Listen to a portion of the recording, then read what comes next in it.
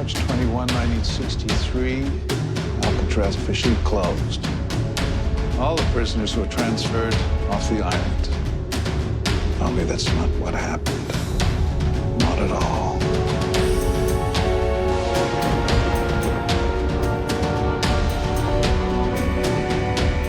Ain't no secrets around here. There's nothing but secrets. Something terrible's gonna happen here.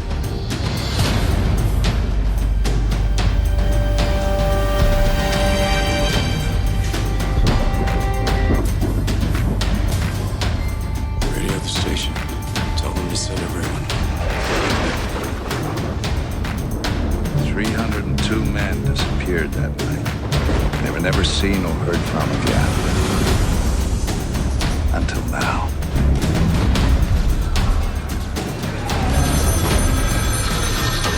Mr. Sylvain, there is a key in your pocket. Take it to the North Beach Recreation Center. Everything you need is there. Dr. Diego Soto? I'm way smarter than I look. You ever do any research on an inmate named Jack Sylvain? Jack Sylvain disappeared from Alcatraz in 1963. Traffic helm caught this last night. Jack Sylvain, 85 years young. You know I don't believe a word of that, right? Might want to think a little more three-dimensionally. The worst criminals this country has ever known are coming back. And no one's going to be able to find them because they don't exist. Holy crap, you gotta come see this. It's all their stuff. Jack's death certificate. And look who signed it. Robert Kennedy. Can I have anything you want? Give me the bag. Bag. The soft black bag. You're implying that he was told to do this. I don't think I was implying it. I thought I was saying it. I want the truth. Come work for me. Yes, of course, yes. Good. Wouldn't want to have to kill you. This season, Jack Sylvain was just the beginning. They're all coming back. all of them. The secret of America's most infamous prison What happened to you, Jack? I only did what they told me. But who told you? Will finally be unlocked. You knew this was gonna happen. You've been waiting for this. A very, very long time.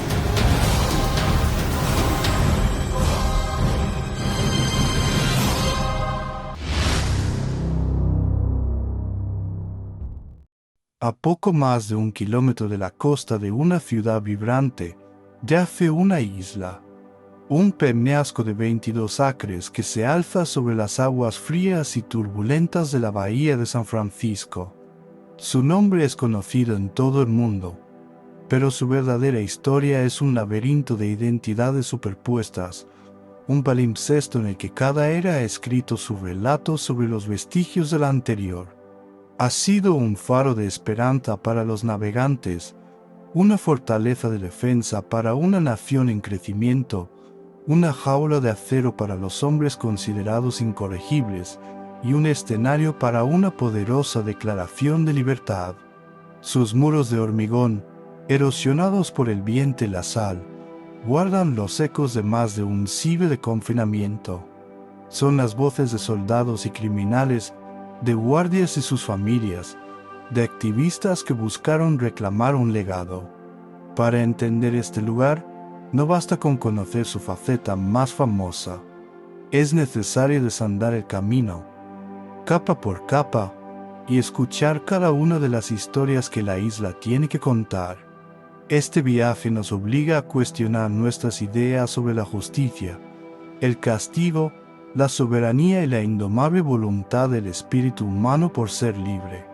Este es el relato completo de ese peñasco en la bahía, la historia de Alcatraz. La historia de la isla comienza mucho antes de que se erigieran muros y barrotes. Durante miles de años, fue un territorio conocido por los pueblos indígenas de la zona, principalmente los Ohlone, una palabra que significa gente del oeste.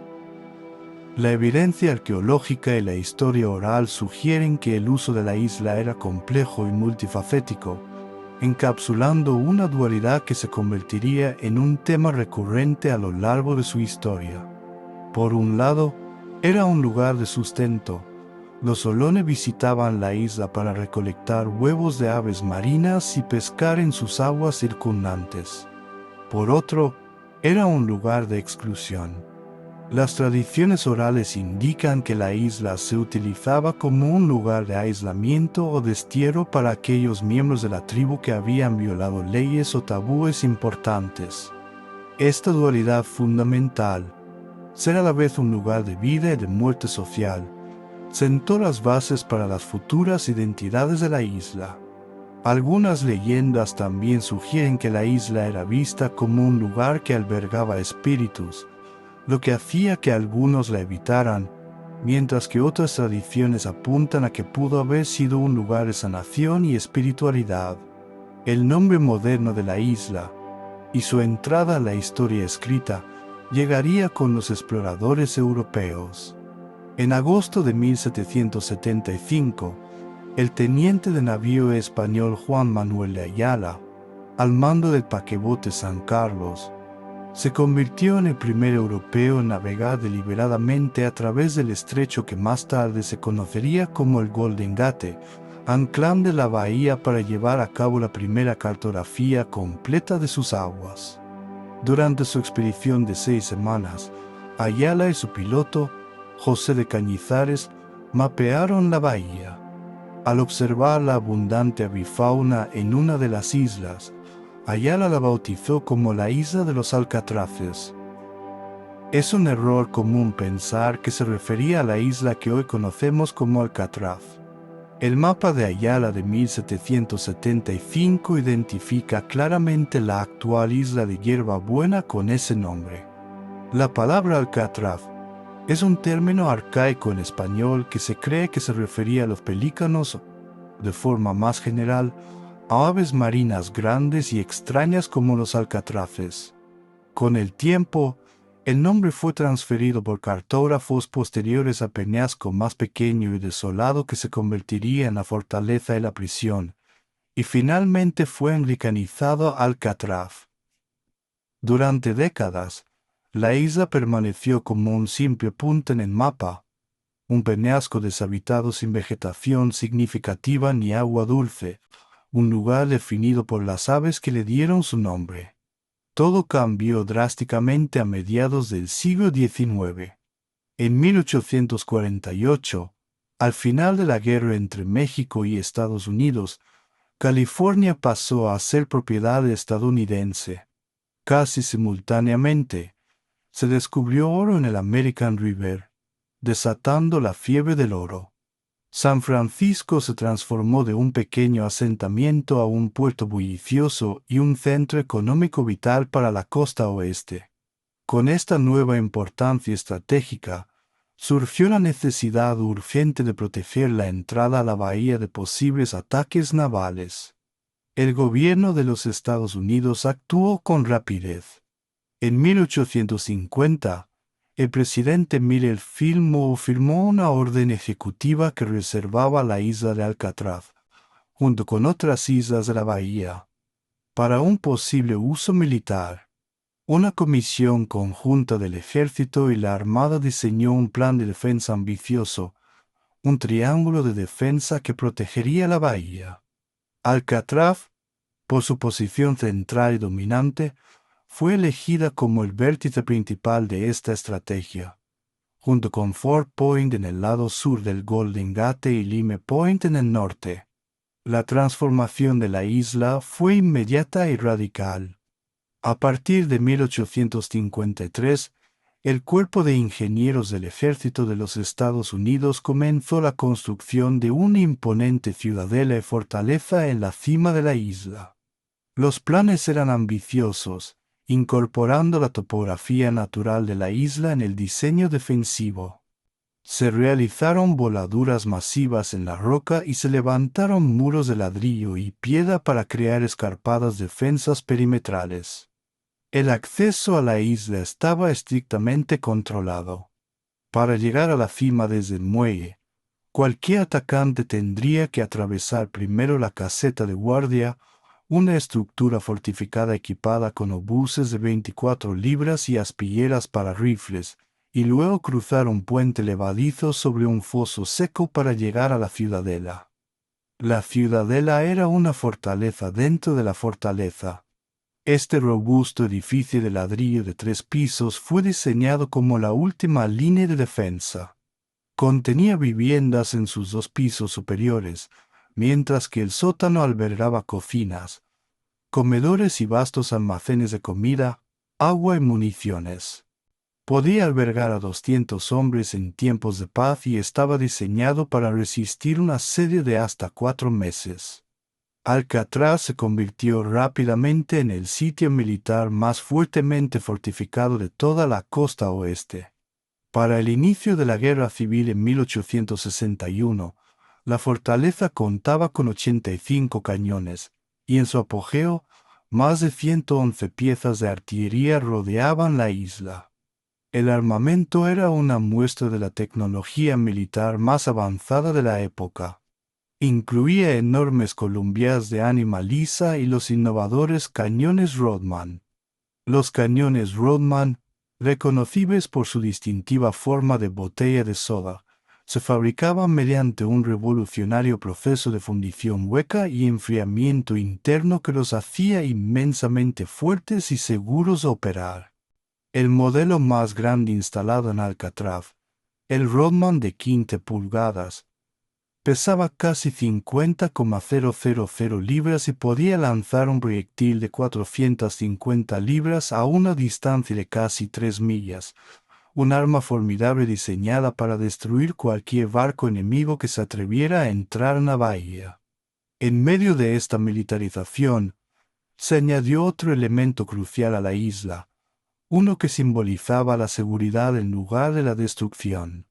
El 1 de junio de 1854, se encendió el primer faro operativo de la costa del Pacífico de los Estados Unidos.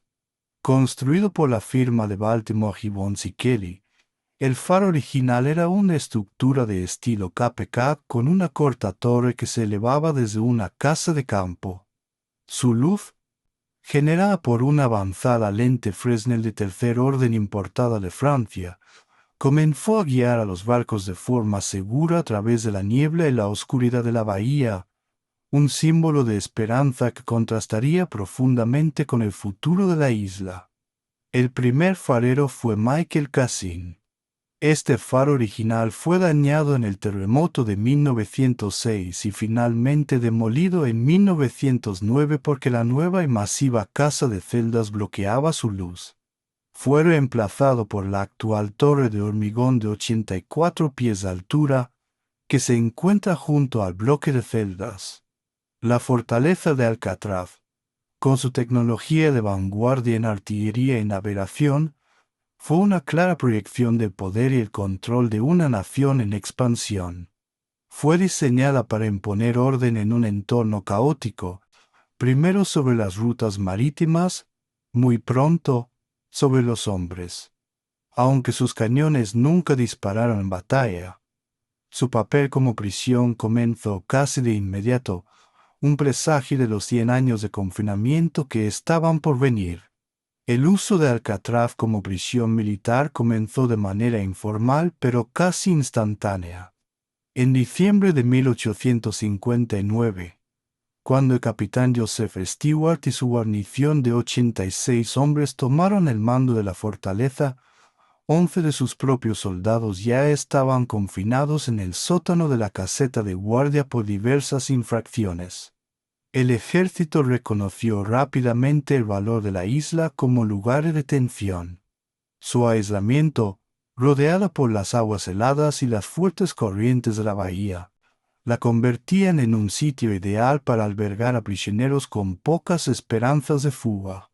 En 1861, Alcatraz fue designada oficialmente como la prisión militar para el Departamento del Pacífico.